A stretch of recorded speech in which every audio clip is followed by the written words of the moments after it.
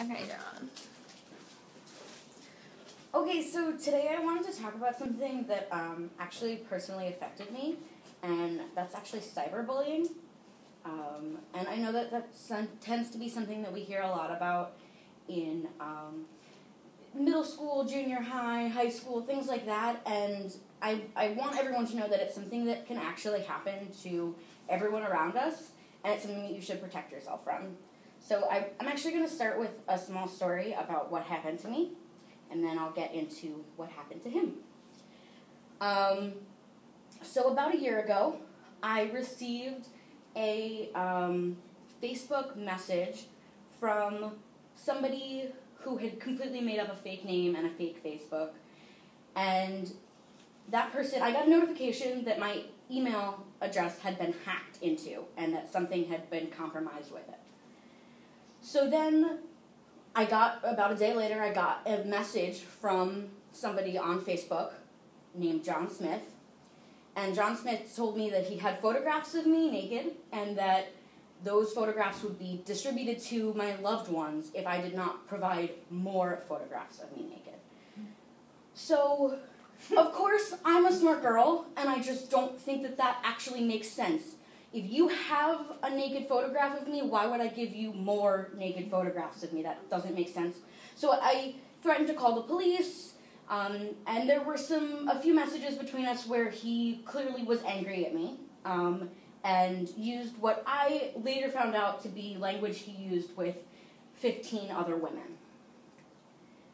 The really sad part is, I actually went to high school with this individual, and about 3 months ago, he was sentenced to 30 months in federal prison for cyberbullying and blackmailing 15 reported women.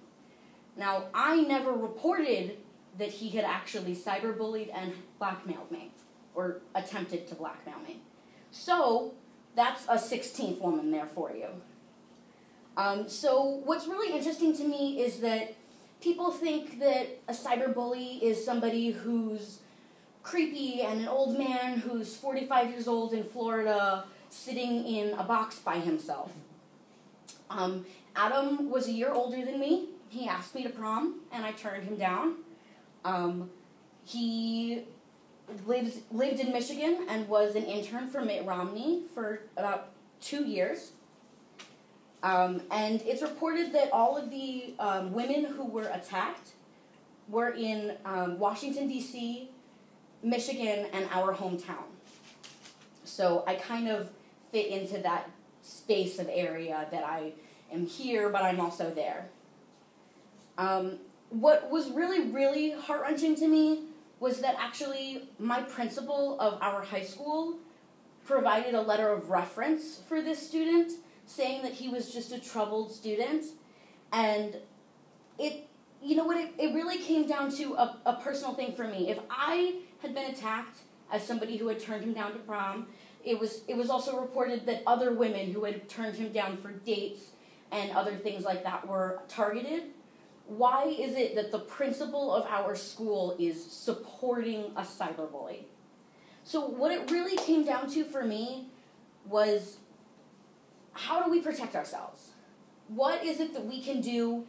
I never did anything wrong. I don't believe that telling someone I'm not interested in going to prom is worthy of being attacked 4 years later. I don't think that those things coincide.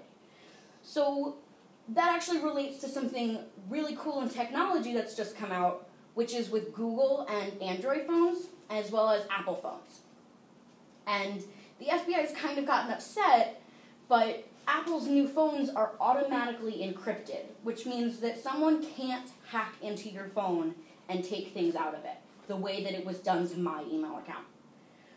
Of course, the FBI is really upset about this because that's what the FBI does, hack into your stuff, but it was really interesting to me to see that as we're going into this age of cyberbullying and cyber attacking and all of these new ways to find out information about people that you really don't have the right to, that there are also big organizations that I didn't always think would be protecting us, standing up for our right to privacy.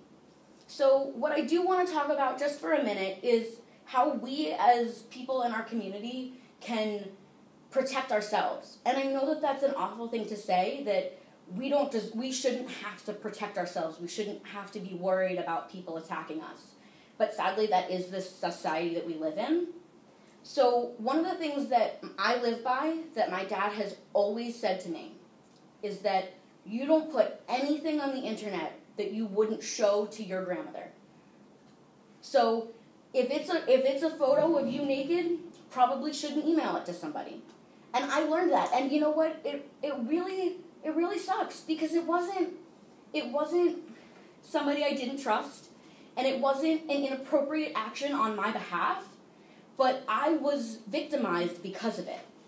So obviously my guard is up, and it's really interesting to see how there are many different ways that you can communicate in a provocative way without really, really putting yourself in a jeopardized situation. I know that there's Snapchat, which does store your information in a database, but it disappears from that person's phone in under 10 seconds.